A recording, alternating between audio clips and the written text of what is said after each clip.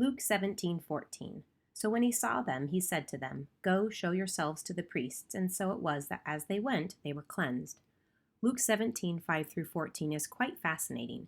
In verse 5, the disciples ask Jesus to increase their faith. He then illustrates how a servant dutifully obeys the commands of the master. This, if not read in relation to the lepers that Jesus encounters between towns, may seem a little surprising. But Jesus was always precise in his words and actions. As Jesus was traveling, 10 lepers seek his mercy.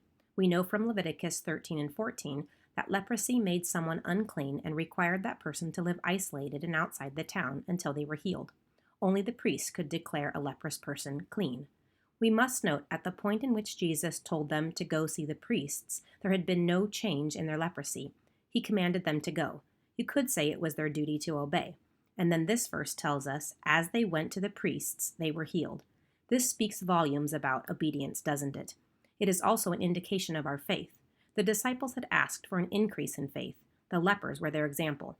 When he calls us, it is our duty to respond accordingly. We may not see the end result, or even a difference until we are on the way, but our obedience is a display of our faith and when transformation takes place. This is when the lepers were healed.